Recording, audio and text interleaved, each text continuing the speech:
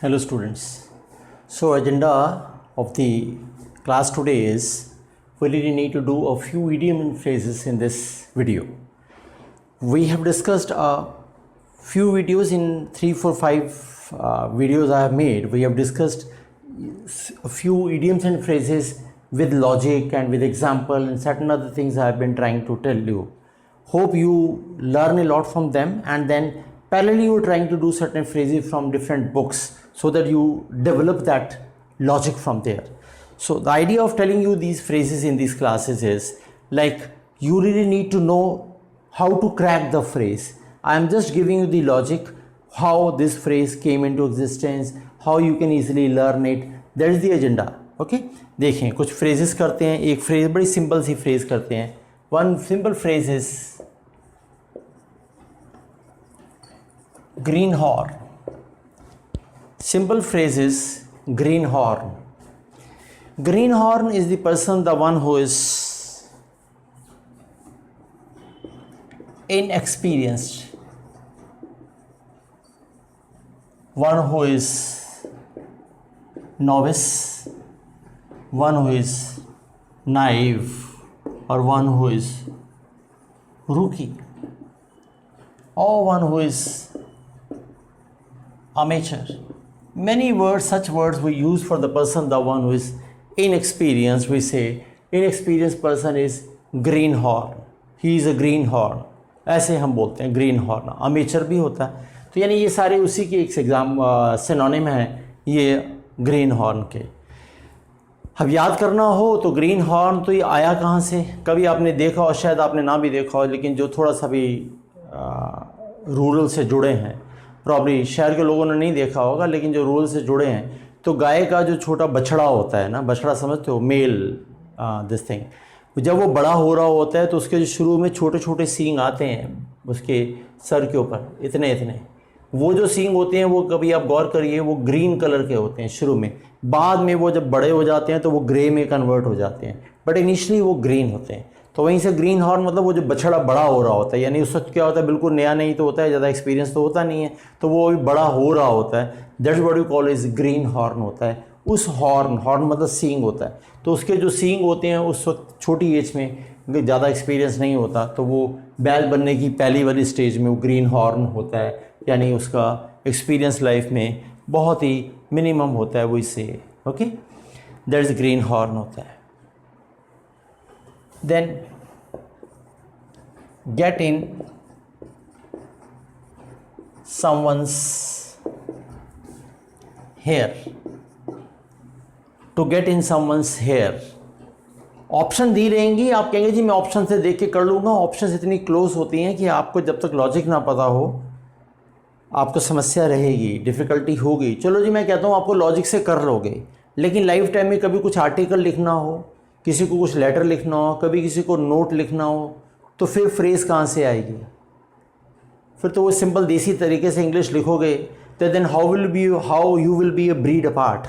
If you want to have been in a category जब when you very you considered eloquent, what is desired, आपके language में थोड़ा सा रिहॉटोरिक kind of presentation होना चाहिए, तो वो कैसे कनेक्ट करोगे, ल्यूसिडिटी कैसे बनाओगे? यानी वो फ्रेज़ तो कहीं ना कहीं मेरे दिमाग में होनी चाहिए, रादर कि मैं ऑप्शन देख देख के तो सिर्फ पेपर ही क्लियर किया जा सकता है, अपना एनहेंसमेंट नहीं किया जा सकता नॉलेज का. If you want to improve you really need to know कि यार ये मुझे याद ही हो जाए, मैं उसको लाइफ में यूज़ करने लगूँ. That is what the case is. To get in someone hair means to irritate someone होता है. Get in someone's hair that is irritate someone होता है. और ये तो समझ ही आता है, बाल में कौन घुस जाएगा तुम्हारे. गेट इन समवंस हेयर, बालों में आजकल तो खैर तुम्हारे सर में जुएँ नहीं होती, बट थोड़ा कुछ साल पहले जब मेडिकेशन इतना स्ट्रांग नहीं था तो काफ़ी जुएँ हुआ करती थी, अपनी मम्मी से पूछना. तो वो जो जुएँ हमारे सर में चलती थी, जब वो यहाँ चलेगी तो खुजली यहाँ होगी, यहाँ चलेगी तो यहाँ होगी, इट मीन्स वो आपको इरिटेट करती रहेगी. That is get in someone's hair होता है. यानी आप उसे बार बार पोक कर रहे हो या उसे दुखी कर रहे हो तो इरिटेट करने वाला होता है. That is get in someone's hair होता है. तो आप किसी को कैसे सोचते हैं यार don't get in my hair, like यार तू बहुत दुखी कर रहा है kind of thing. That is what say get in someone's hair हो जाता है. ठीक है.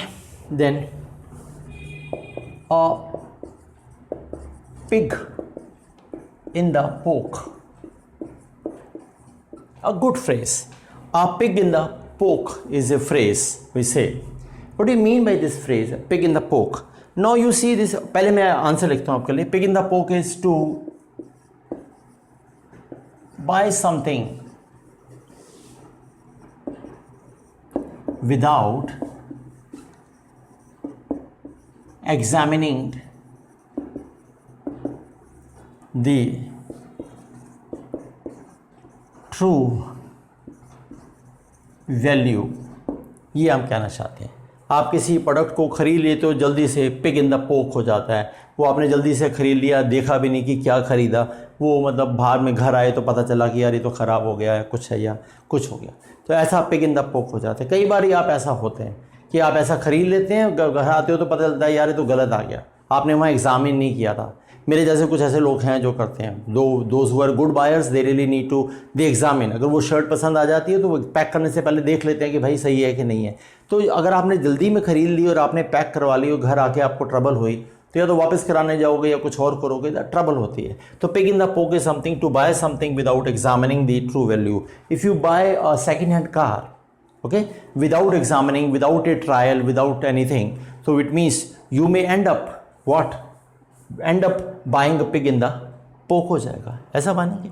अब आप सोचोगे ये पोक क्या है, तो पोक एक सैक है, पोक एक बैग है, ठीक है ना. तो आप मंडी में गए जहाँ पिग विग बिकते हैं, तो अगर पिग सामने होता, बाहर होता, तो देखकर आप देखते ना कितना मोटा ताजा है, सही है नहीं है, तब खरीदते. बट वो पिग जो उसने सैक में रखा हुआ था, आपको बाहर से दिखाया, आपने कहा दे दो, पैक कर दो. उसने पैक कर दिया, घर आके पता चला कि कुछ और है, यानी इतना ज़्यादा अच्छा नहीं था जैसा आप एक्सपेक्ट कर रहे थे. तो यानी फिर क्या हुआ, पिग इन द पोक हो गया. आपने कुछ सामान बिना नोटिस किए खरीदा और बाद में you are in trouble. We call it pig in the poke हो जाता है. ठीक है. One more. To chew one's cud. To chew one's cud. What do you mean by this? To chew one's cud. कड क्या होता है? कड होता है, अगर आपने कभी गौर किया हो तो कड होता है जो गाय खाती है तो जल्दी जल्दी खा लेती है. इफ़ यू हैव नोटिस्ड, उसको कहते हैं कि ऐसे जो जानवर होते हैं जो बोवाइन होते हैं, ये खा लेते हैं जल्दी से बहुत सारा, फिर बाद में आराम से बैठकर उसको जुगाली करना कहते हैं. फिर कॉल ओके. वो धीरे धीरे से उसको कट जो होता है अंदर से, जो स्टमक से that material comes out to their mouth and then they chew it very gradually and then they digest it. But पहले वो ज़्यादा खाते हैं, फिर जो अंदर से निकाल के ले आते हैं वो उसको बोलते हैं कड होता है. नाउ टू च्यू वंस कड, कभी आपने गौर, इसका मतलब आंसर क्या हुआ, पॉन्डर करना है, सोचना है. दैट इज़ डीप थिंकिंग होती है. अब आप कहोगे कि यार ये उसका उससे क्या लेना देना है. बहुत लेना देना है इसका डीप थिंकिंग का च्यू कट से. भाई अगर आपने वो गाय देखी है, कभी आपने ध्यान से देखी हो, अब आप लोग तो तकरीबन सब क्या नाम है गूगल पे ही देखते हो, लेकिन आप रियल में कभी गाय को बैठे हुए देखो, वो जो खा लेती है उसके बाद बैठ जाती है. और कभी आपने गौर किया हो तो वो आंखें बंद कर कर मुंह थोड़ा सा ऊपर करके ऐसे हिलाती रहती है और आराम से खाती रहती है. ऐसा लगता है पता नहीं कितनी अलग ही दुनिया में हो और भगवान जाने क्या सोच रही हो. कभी गौर से देखना तो उसका जो जेस्चर है ना, ऐसे मुंह हिलाकर आंखें बंद करके खाने का, ऐसा लगता है it is in the deep thinking. Chew the कड करते वक्त वो बहुत ही एक ऐसे आत्मचिंतन काइंड ऑफ कर रही होती है, ऐसा लगता है उसको देखकर. तो you have to chew the cud means you have to introspect, you have to really ponder over the topic we are saying. Chew the cud होता है. Okay, kindly note this.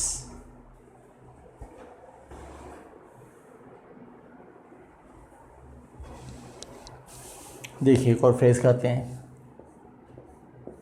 To so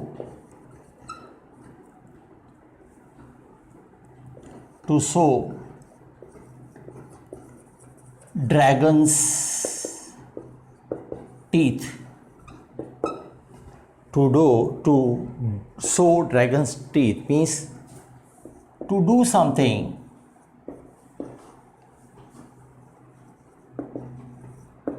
that in advertently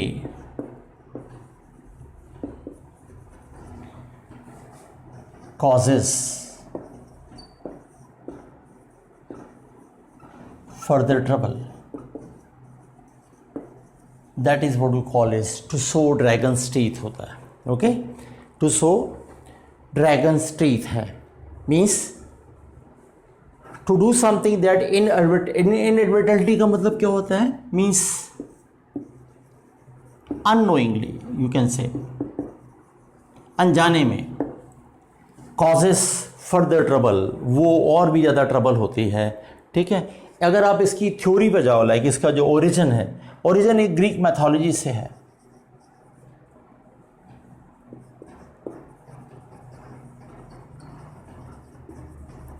उसमें एक Cadmus हुआ है. Okay, he killed one dragon. Okay, और dragon को किल करने के बाद उसकी जो गॉडेस थी एजुकेशन की, उसने उसको कहा कि तुम इसका जो टीथ है वो उसको बो कर दो, सो कर दो. सॉरी, उसने कहा कि जो उसका टीथ है उसको सो कर दो. तो उसने वो जो टीथ है वो उसने सो कर दिया. जब वो टीथ उसने सो किया तो उसमें से कहते हैं कि वो टीथ बड़ा हो गया और उसमें से बहुत सारे सोल्जर्स डेवलप हुए. वो सोल्जर्स इतने ज़्यादा फिरोशियस थे ड्रैगन जैसे कि वो आपस में ही लड़ते लड़ते रहे, मरते रहे. और उसके बाद उसमें से सिर्फ 5 सोल्जर्स बच गए. और फिर 5 सोल्जर्स से फिर इस कैडमस ने एक पर्टिकुलर कम्युनिटी को जनरेट किया. फिर वहाँ से एक नई कम्युनिटी जनरेट हुई. Story goes like this only. But Cadmus killed A dragon, then sowed the teeth, and from teeth certain soldiers came out.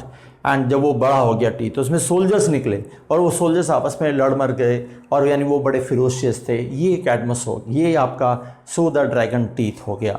It means अगर आप आए हैं, मान लीजिए मैंने आपको पार्टी में बुलाया और बाय द वे उसको भी बुला लिया जो आपका एंटी था, नहीं, तो फिर मैं आपको क्या बोलूँगा कि सॉरी यार, I also invited him, I never knew that he is your like anti, so I will say sorry, I never wanted to sow the dragon's teeth. तो आप कहते हैं यार गलती से हो गया, मुझे पता नहीं चला, लेकिन ये तो मैं बुलाता ही नहीं कि आप लोगों का टकराव हो जाता. तो that is you never wanted to sow the dragon's teeth, we say like that only. okay, और एक और फ्रेज करते हैं, to get down to brass tacks. To get down to brass tacks होता है. To get down to basics or real issues. Get down to brass tacks होता है. Okay? See, we are in a meeting. तो we were discussing a proposal something of this kind. सब लोग बैठे थे, आप और मैं बैठे हैं, 3 चीफ लोग बैठे हैं. उन्होंने तो सब डिस्कस कर रखा है. जो जूनियर्स है उन्होंने प्रॉब्ली हो सकता है नहीं डिस्कस करा.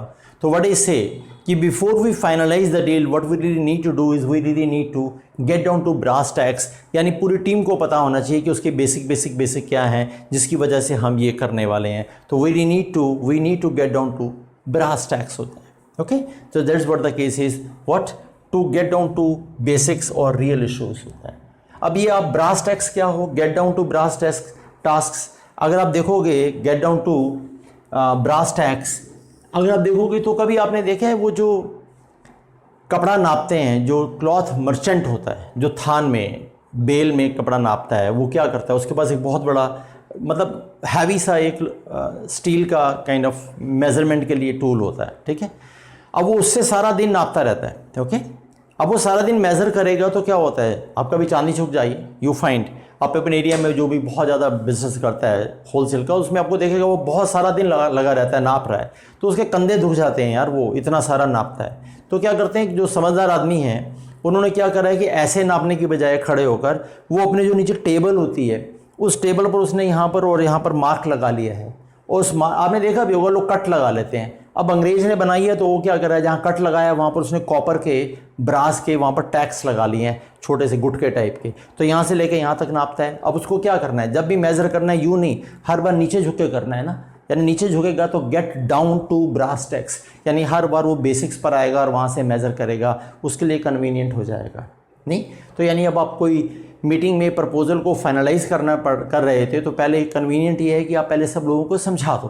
तो get down to brass tacks, जैसे वो कपड़ा नापते नीचे आ गया था वैसे आप भी बेसिक्स पर आ जाओ, पहले explain this thing to everyone and then it is okay. तो get down to brass tacks हो जाएगा। Hope you have understood. Okay, तो these are the phrases for you for today, and we'll meet you again with certain other vocabulary and idiom phrase. Whatever we have done, I always have been suggesting revise them, but not on the videos. Kindly make notes at your end, and if you revise your notes regularly, it will enhance your knowledge. Okay, thank you very much. God bless you.